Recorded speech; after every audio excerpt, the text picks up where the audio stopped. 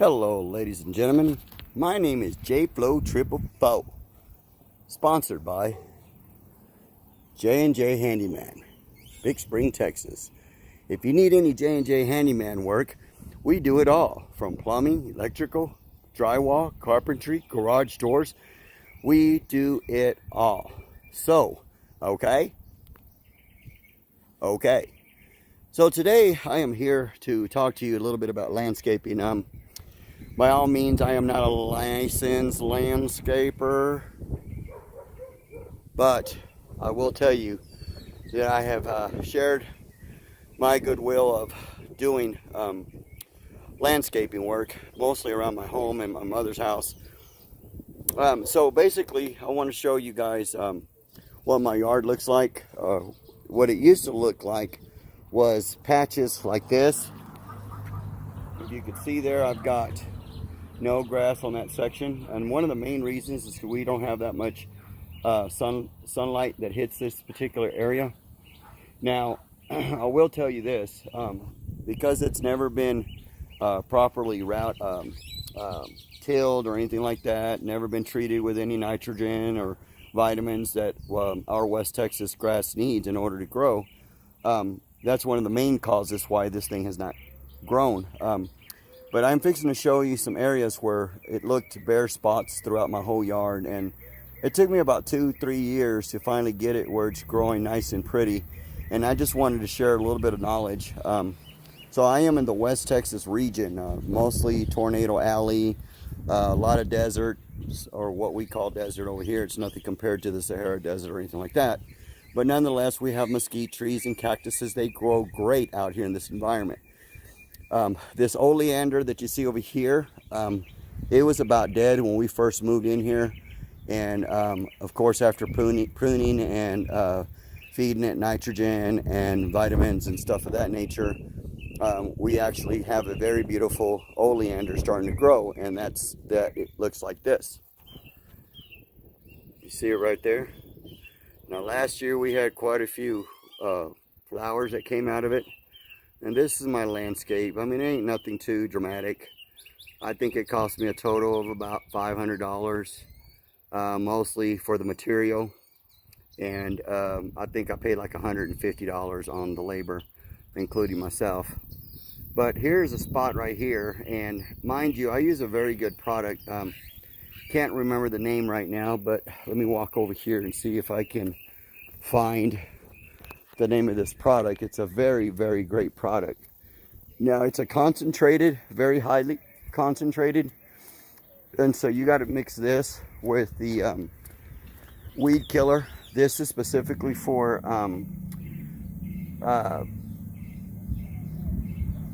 stickers, and this is called spread sticker. It's called high yield spread sticker.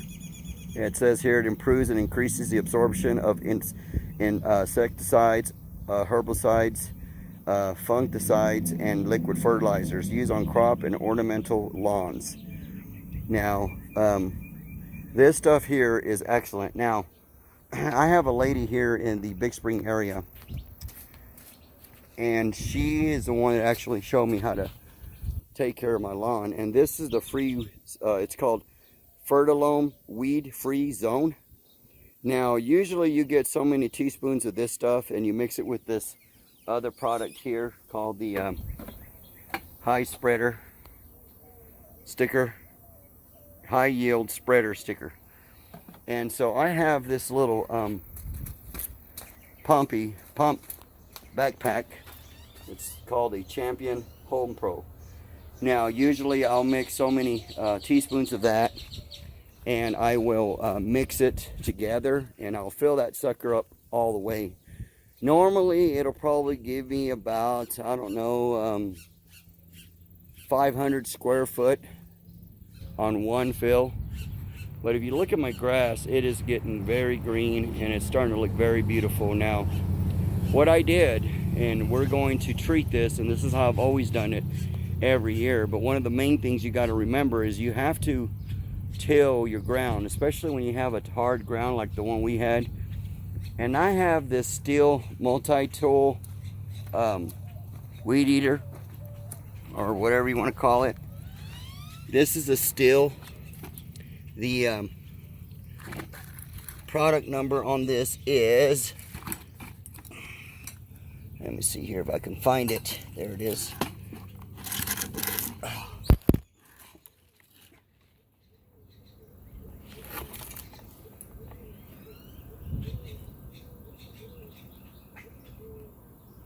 Well, I don't know if that's it. Give me a second. Try to find this sucker. It's gotta be here somewhere. Oh!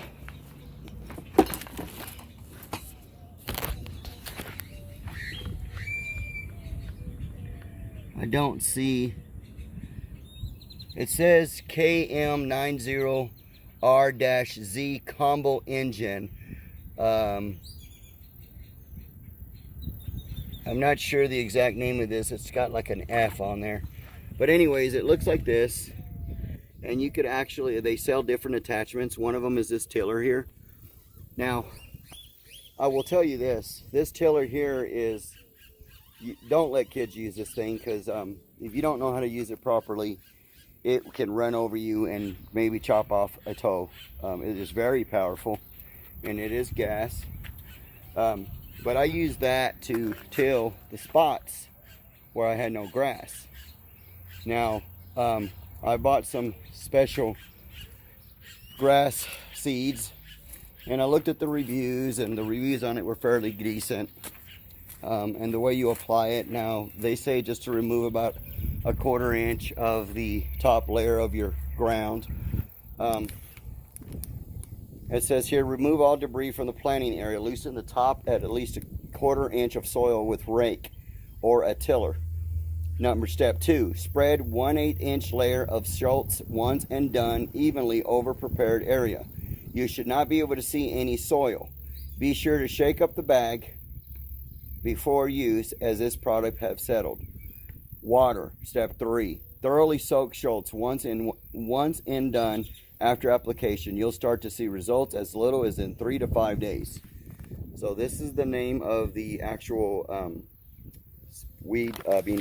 grass seeds. It says here it's 50% thicker with half the water, revolutionary seed mixing. And so I looked at the reviews on this, and the reviews on there were fairly decent. I have not specifically used this product, and because it is my only day off, it is tomorrow is Memorial Day. I wanted to take advantage of the beautiful day. As you can see, our West Texas skies is absolutely beautiful. There's my J&J Handyman truck and my wife's vehicle. And this is our home. I don't know if I ever showed you guys my home, but I did want to share my house with you guys because it was built in here, let me share this plaque with you. Here's the plaque. Now it says, this site was part of the original grant by the state of Texas to Texas and Pacific Railway Company for the construction of a railroad in 1881. The TNP divided the land along the right of the way into tracts, and one of them, which was purchased by Henry Clay Reed, who laid out what may be the city's first suburb in the early edition. In 1905, G.L. and Eddie Brown purchased 3 lots under the stipulation that no party of ill fame or repute be allowed to live thereon or on the property would revert to the seller. The Browns built this house at 608 Alsford Street in 1906. Miss Brown died in 1934, and Miss Brown, a founder of the West Texas National Bank in 1903, and its president in 1908, lived here until his death in 1944. So this is our old Victorian home. It is original. It's the same colors. We had to go through the Chamber of Commerce, and they said that in order for this plaque to remain on there and to be a historical home, that the colors had to remain the same. We have done some modifications on the inside of the house, and I will tell you that it took us approximately about a year and a half to complete this project. Now, it's not completely fully restored. I am a handyman by trade, and I've been doing this since I was, 13, 14 years of age. And I'm going to show you this side of the house. This is what it looked like throughout the whole house. You see that? That's probably old asbestos. Now let me show you up here on the top. Now if you see there, you have a 1/4 inch to 1/2 inch, even to 1 inch gaps under this siding, and it's a tongue and groove. So starting from the bottom, every second layer, or approximately every 14 inches, you have a gap, or where they tongue and groove. And so what happened as the years progressed, the siding started coming apart. And because this is original wood, you know, we didn't want to lose the integrity of the wood. And so what we did is we sanded this, and I will tell you that I probably spent about couple of $1,000s on sandpaper, 60 grit, 40 grit, and we sanded this whole entire home. And I would tell you this, it took us probably anywhere from 2 to 4 hours to do a 10-foot by 10-foot area, and so thus the reason why it took almost 2 years to get it completed, or I would say about 80% complete. Now, if you look at it here, the entire house looked trashy. I mean, we had to literally get 3-inch screws and suck in the tongue and groove siding back into its spots, and then we had to go back and fill them with wood putty and sand it down. Now, it's not perfect, but we did manage to save 90% of the wood. Now up there you can see there's one spot over here to the left that we had to caulk the crap out of it because, you know, we just didn't have the funds to fix it. But what we did is once we sanded it, there was a bunch of hairline cracks throughout the old, where the siding had gotten weathered and whatnot.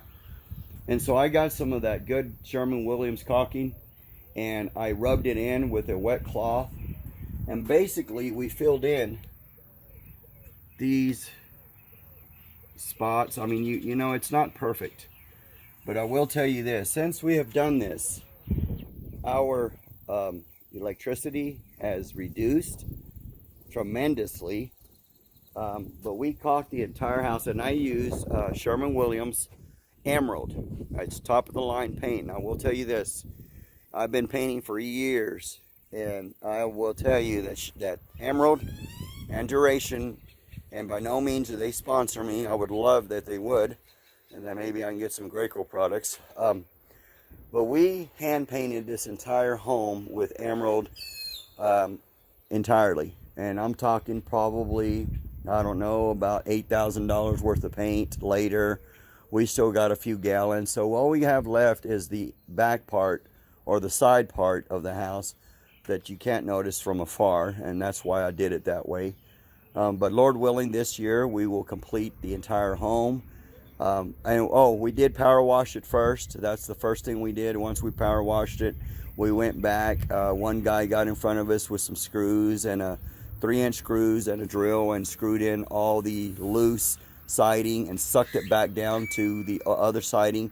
And then once we sucked them up together, then we got the caulk in and caulked in every single hairline crack, and including some of the hairline cracks in the wood itself. There was so many imperfections and so many tedious work that had we sanded it 100%. Now, when I say we sanded 80% of it, I don't want you to think that I sanded the entire whole thing inch by inch, because that was just, we would have never finished.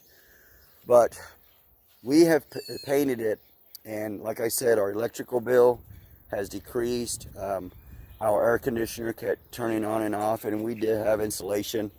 There was some cracks. We did get a brand new roof, as you can see there. We got a brand new roof, and we did that ourselves as well. But anyways, I'm proud of this home. I am just so honored and blessed to know that God utilized my gifts and talents along with my workers. John J. Flores Jr., who is my son. Brian Gabriel Flores, he's my other son. My baby boy was Douglas Daniel Armstrong. He's my baby. And then I also had my wife help me occasionally, and then John B. Armstrong, who is my second oldest son. And just about, 15 different people that would help me on and off throughout the 2 years. And I just want to give credit where credit is due, and just there's still some things that we have to do. I'm gonna restore this old door. It's the original door, and let me show you this door here. Now, this door is made by oak, and you can see down there where the weather has weathered it down, but this is all original. Let me give you a little tour of the home real quick. So all these floors have been restored. One of our next projects is obviously to fix, and I want to clean up this mess here, remove all the paint and sand it and bring it back to the original color of that. This is our wood door frames, and in here is our old Victorian couches that my wife had fully restored, and here's a matching one here. Now here is our chandelier. Now this chandelier, believe it or not guys, is an original chandelier that came out of Seto's Hotel. I believe that one of these suckers is worth about $20,000, believe it or not. And here is the other one. We had a leak up here, and we tape embedded it so quickly, and that's why it looks trashy, but my work does not look like that. We were really pressured for time, and so we just went in there and tape bedded, and just we really need to go back and float that and then re-texture it. But other than that, that's about as good as it's gonna get for now. Here's my wife's china cabinet. And so as you walk this way towards the west of the house, this is our kitchen. Here's an island that my wife purchased, and all these cabinets have been restored to the original, been sanded, and also have been stained. And I added this light here, and then I added these pendant lights as well. And then when you walk into the new addition, this was actually added on later on, and I completely restored this entire living room. We sanded these floors, and I put a lighter coat to differentiate it from the rest of the house. And here's what it looks like in here. And there is our TV stand or entertainment center. But anyways, this is part. Now I'm not going to show you the rest of the house because it is pretty nasty, and I don't want to embarrass me or my wife. But I just kind of wanted to show you a tour of the house, and I would love to give an interview to somebody or anybody out there that is into old homes, and they wanted to give me an interview. I know that News West 9 was wanting to do an interview with my business. Oh, let me show you the bathroom. Bathroom I done. Now it's not in mint condition anymore, but nonetheless it is a pretty nice bathroom. So this is my tile work. Now these little pieces here is glass tile, and I got this original brown tile, and I cut off an inch all the way around and 45 the corners, and I basically made me these tiles to just kind of give it a different look. And these are the cabinets that we installed in here. This bathroom was really ugly and old. Anyways, there's the cabinets. And here's my pony wall. This was not here before, so I put this pony wall and put tile in here. I mean, it's not perfect, but it is a lot better than what it used to be. And so this is our bathroom in here now. We had a really bad sewer backup, and that's why it looks like that there, the drain. But this tub has also been restored. So I've got to go back in there and sand and restore it back to how it used to look. And here's our cabinets, or vanity rather, and our little mirror. And there's a little light. And we also put in this light in here as well. And so anyways, this is my home, and I hope you guys enjoyed the little tour that I gave y'all. It is a 6-bedroom house, 2 bath. It is 2 stories. But anyways, this is what I'm going to do to my yard. So I've already tilled it, as you can see there. And now I'm going to get my rake, and I'm going to put my feed on there with a grass feeder. It's basically a little pail that has a little thing that has gears in it, and when you turn the wheels, it actually releases your seeds. Once I do that, then I will get the rake and cover it back up and water it, and I'll give you guys an update as to how it turns out. I've been doing this for years. You can see some areas that look patchy. Like I said, this sucker was bad. There was hardly no grass, okay? Okay? So don't judge me, okay? I am not a licensed landscaper. But what I do know is if you take care of your home with love, God will bless you, and he'll bring anything dead back to life. And so if you enjoyed this video, please give me a thumbs up. Please subscribe and share the love. In Jesus' name, God bless you, and we'll talk again. More videos coming up, okay? Okay? Okay.